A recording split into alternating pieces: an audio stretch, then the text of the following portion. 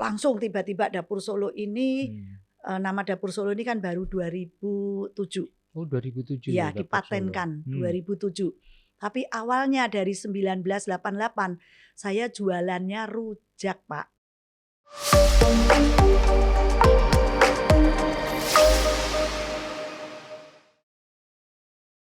Halo teman rasa, jumpa kembali dengan saya Cak Tom dan inilah Aku Rasa, Akar Kuliner Nusantara. Restoran Dapur Solo adalah restoran yang sudah berdiri sejak tahun 1988 dengan sajian aneka hidangan khas Jawa. Saya penasaran apa strategi yang selama ini dilakukan sehingga bisa bertahan hingga 35 tahun di industri kuliner Indonesia. Untuk ngobrol tentang hal tersebut, untuk mendapatkan jawaban atas pertanyaan tersebut, hari ini, sore ini, sudah bergabung bersama kita Bu Swan. Ini nampaknya juga sudah mulai melakukan regenerasi ya Bu ya? Betul Pak, anak saya sekarang putri saya lebih mengelola jajan pasar, Oh, kue jajan pasar. tradisional yang Oke, kekinian. oke. Bersama Oke. temennya, dan jajan pasar itu boleh dibilang sudah masuk ke istana bertahun-tahun, beberapa tahun ini masuk Istana Negara untuk suguhan tamu-tamu internasional. Menarik ini. Nanti Ya. kita obrolin Bu Swan. Jadi gimana nih ceritanya waktu itu Ibu awalnya membangun bisnis ini, restoran Dapur Solo ini? Ya, awalnya sebetulnya saya sendiri ini saya dipanggilnya Oma Swan sekarang. Swan. Kalau dulu Swan, Nyonya Swan Nyonya itu Swan. di Dapur Solo ada Nyonya Swan. Nah, itu sebelumnya saya yang ngerintis. Sekarang saya udah pensiun jadi Oma Swan. Oma Swan. Akhirnya ya sekarang pensiun ini saya ngapain kegiatannya? Bikin menginspirasi dan termasuk saya diundang. Aku Rasa kali ini untuk berbagi. Betul. Menginspirasi. Untuk menginspirasi teman rasa, barangkali di sana ada yang mau bisnis kuliner, Ya. bisa belajar banyak dari Boleh, Oma Swan. Boleh. Ya. Jadi awalnya saya nggak sengaja langsung tiba-tiba Dapur Solo ini, nama Dapur Solo ini kan baru 2007. Oh 2007 ya, dipatenkan 2007. Tapi awalnya dari 1988 saya jualannya rujak Pak, di garasi rumah. Jadi saya tuh kengangguran, tapi hobinya kerja. Rujak buah sama gado-gado. Itu awal mula. Jadi karena nganggur terus ngapain supaya produktif, tetap bisa ngomong anak, jualanlah di garasi rumah. Nah, awalnya cuman garasi, aduh ini cuman meja satu, ulekan satu. Jadi modalnya tuh kecil sekali. Ini boleh dibilang Oma Swan ini perintis startup di Indonesia. Kayak Microsoft itu kan mulainya dari garasi juga. Ya, sebetulnya banyak orang yang mulai dari garasi. Karena kenapa? Garasi itu kan nggak kepake. Kalau mobilnya keluar, nggak bayar sewa, dan itu bisa dimanfaatkan. Jadi buat teman-teman atau anak-anak muda netizen sekarang bolehlah coba-coba mulai dari garasi lagi. Siapa tahu dari garasi ini bisa menjadi kayak saya sekarang udah boleh dibilang udah besar. Nah, awalnya gitu. Apa yang dari kita suka. Jadi hobi saya waktu itu makan rujak. Daripada beli rujak, ya kenapa enggak saya buat aja sambil saya jualan. Nah, rujak manis itu kan? Rujak ulek. Rujak ulek. Karena saya waktu itu memang setiap hari mesti makan rujak. Nah, beli waktu itu Rp300. Saya modal cuma Rp100.000. Jadi belinya gilingan, ulekan sudah ada. Gampang kan? Terus beli buah. Jadi modal 100.000, kalau sekarang mungkin 1 juta lah. Sekarang ya, waktu itu 100.000. Nah, dari situ. Tapi yang perlu untuk pemula usaha adalah keuletan. Ketangguhan, tahan banting itu. Karena usaha 3 bulan pertama, 6 bulan pertama itu kelihatannya sebulan laris, 2 bulan laris, 3 bulan tuh biasanya nyungsep. Nah, di situ ketahanan. Mau stop atau mau lanjut, itu yang ujian kita untuk tetap mempertahankan supaya tetap eksis. Kita harus cari ide. Begitu rujak, waktu itu saya mulai bulan Oktober. Desember musim hujan. Nggak laku, awalnya laku cuman 10-15 bungkus dan sebetulnya itu adalah bukan untuk cari makan.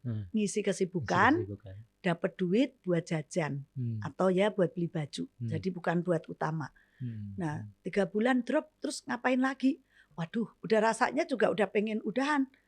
Tapi saya pikir lah rujak cuman buah bisa ditaruh di kulkas dan nggak basi. Ya udahlah terus aja. Tapi sambil mikir apalagi. Nah orang Jakarta kan waktu itu demen makan siangnya gado-gado. Jadi saya mulai tambah lagi menu gado-gado. Tambah menu gado-gado. Jadi buat pemula yang mau usaha, apalagi modal pas-pasan, mulailah usaha dari apa yang disukai. Tapi kalau usaha kuliner mesti bisa ngerasain enak. Kalau nggak bisa ngerasain makanan enak, ya biasanya rada susah sih. Harus enak, nah baru apa yang disukai itu yang boleh dibilang kalau nggak laku ya kita makan sendiri. Itu. Tapi kalau nggak suka, dipaksakan, nggak laku jadi stres kan. Jadi mulai usaha tuh jangan dibuat stres, harus santai, tapi tetap kita semangat, terus tahan banting. Nah itu kuncinya.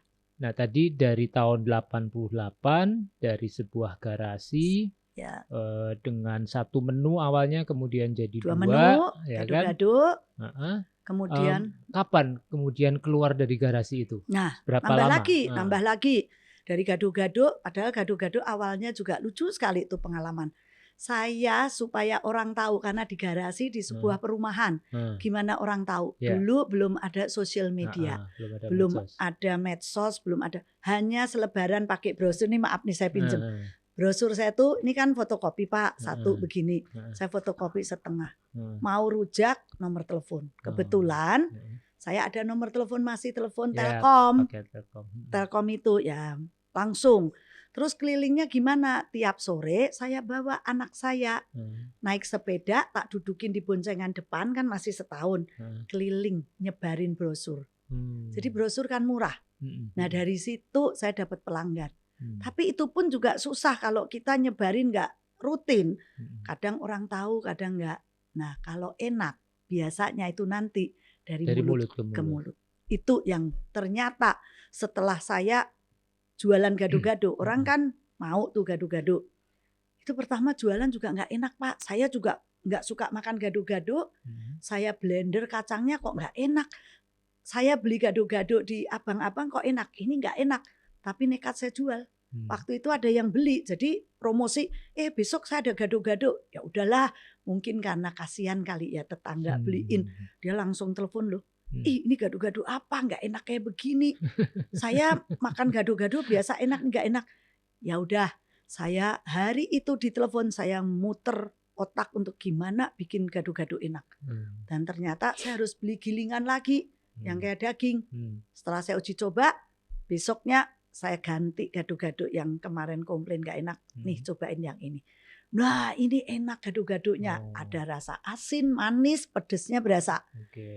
Jeruk limonnya berasa. Kuncinya di gilingannya tadi. Kuncinya sebetulnya ternyata masak itu memang perlu trik. Ada rahasia yang harus kita alami dengan pengalaman masak. Kalau enggak kita enggak tahu. Nah dari situ dari mulut ke mulut begitu enak dia langsung ngomong ke teman-temannya kan. Jadi kalau tadinya ulekan saya cuma 1-2 bungkus. Sebulan itu saya sudah bisa beli ulekan yang sekali ngulek 10 ulekan. Jadi tangan saya 50 meter. 50 cm. Satu ya 50. Pokoknya meter. Segini lah semeja itu. Belinya.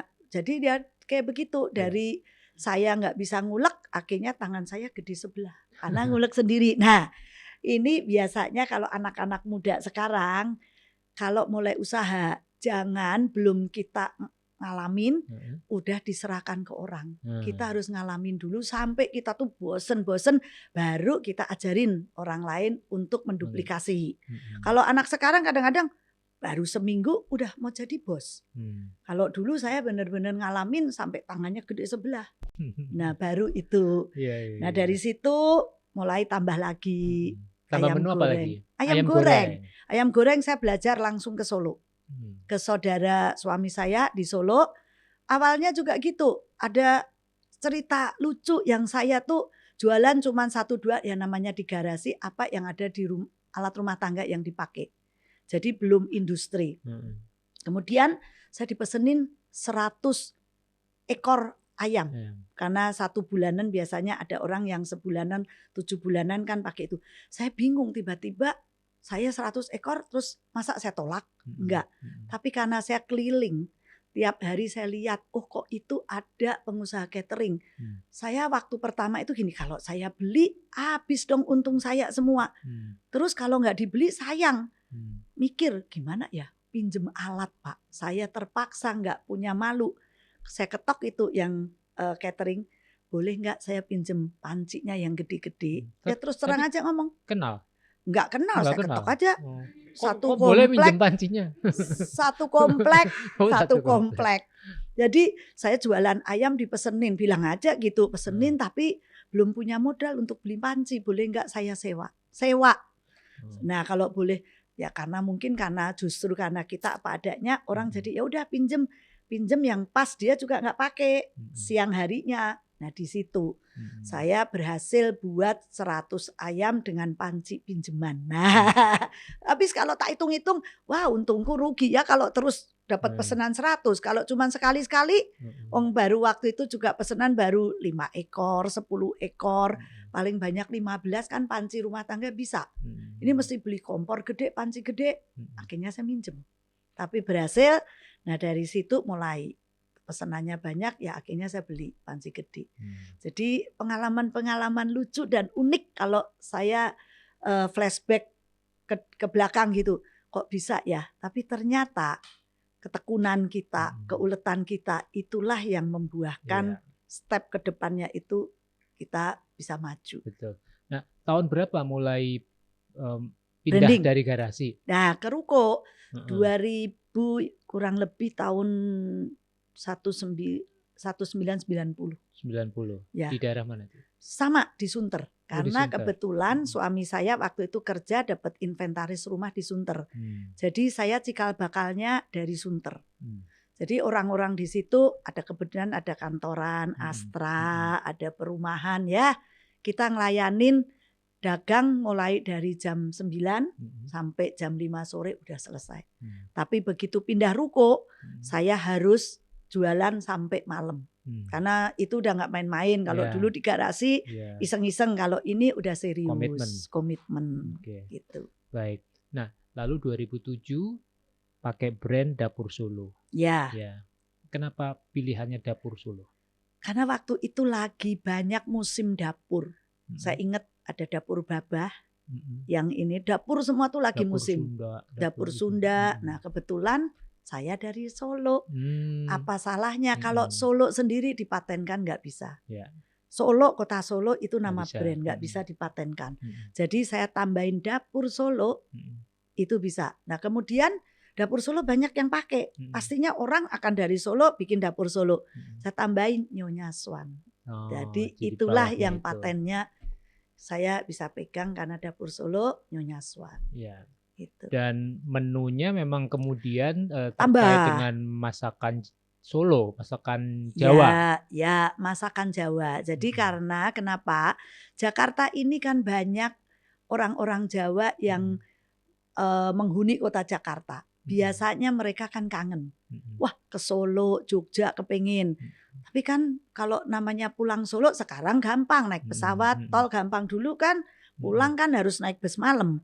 Jadi saya mengobati rindu orang-orang Jawa yang ada di Jakarta. Dengan rasa pastinya saya harus sesuaikan Pak. Kalau terlalu manis di sini juga nggak bisa. Yang makan kan juga bukan orang Jawa aja. Dari mana-mana luar pulau pasti ada.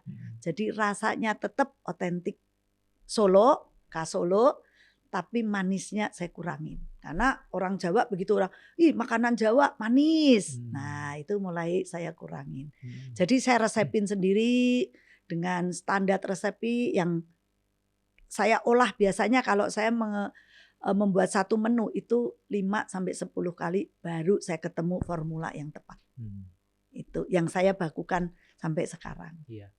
Nah, awalnya kan tadi warung rujak, warung lah katakan gitu ya, Warung. walaupun di garasi. Warung rujak, lalu ada tambah gado-gado dan seterusnya. Nah, saya mengenal Dapur Solo itu, Oma, itu karena kotaan. Wah, Saya sebagai pendatang juga di Jakarta mengenal Dapur Solo itu dari nasi kotaknya. Di mana Dan Bapak di kenalnya Dapur Solo? kantor. Di kantor. Iya, Nah, di kantor gitu kan. Karena ya. gitu, Dapur Solo gitu kan. Nah, baru kemudian ini di mana sih tempatnya? Oh, ternyata Ada itu restonya. ada satu restorannya yang dekat dengan tempat tinggal saya. Nah, mulai kapan bikin nasi kotak itu? Nah, itu awalnya juga kalau restoran itu kan pemikiran saya nih ya, restoran itu kan sampai jam 5, jam 6 udah. Terus banyak permintaan nasi kotak. Nah, saya mulai berpikir, kenapa enggak saya buat? Jadi saya mulai buat itu juga seiring waktu saya di ruko, saya sudah mulai buat nasi kotak. Jadi menu-menu yang ada sekarang ini, pecel, langgi, apa itu memang kesukaan saya. Waktu saya kecil itu kesukaan saya. Jadi saya masak tuh gampang. Rasanya udah nempel di otak, kemudian tinggal dimodifikasi. Nah, jadilah saya mulai buat nasi kotakan. Nah, saya pasarkan di mana? Potensi untuk Jakarta ini gede sekali. Kantoran, belum kementerian, pemerintahan. Nah, itu yang saya sasar supaya apa? Kalau hari biasa sepi ada yang sebagai supaya nggak sepinya nasi kotak. Jadi double memang gitu. Di Jakarta itu permintaannya sangat besar, Bu. Ya, kan Bapak ketemunya di rapat kan? Iya, rapat. Ya kan, pemerintahan, kantor, demo. Nah, demo anti pilpres. Jadi butuh nasi kotak atau nasi bungkus. Nah, spesialnya nasi kotak dari Dapur Solo kita tuh ahlinya dadakan. Oh, kayak tahu bulat. Loh, kalau ahlinya dadakan, kalau orang lain jualan nasi kotak mesti nggak bisa sekarang, harus pesen 2 hari, minimal sehari atau 2 hari. Kalau kita dalam waktu 1 jam kita bisa, makanya kita sebut Dapur Solo nasi kotaknya ahlinya dadakan. Kok bisa begitu? Ada resep yang boleh di-share? Ya, atau karena itu ini rahasia? Enggak, sebetulnya kita nggak perlu. Saya banyakin titik-titik. Kebetulan titik banyak itu daerah mana yang saya akan jangkau. Itu saya taruh titik. Supaya apa? Ilmu logistik ini. Iya, supaya satu, ini loh sekarang pencemaran udara itu kan dulu karbon apa tuh yang namanya lupa saya tiba-tiba. Supaya setelah saya tahu Ibu siapa ya yang Katili, Amanda Katili. Loh kok Ibu udah ini kan supaya kita memangkas karbon ininya. Jadi semakin dekat nggak usah jauh. Jadi kita perlu modal untuk mendirikan satu depo yang dekat sasaran perkantoran. Jadi kita punya ada beberapa titik sih.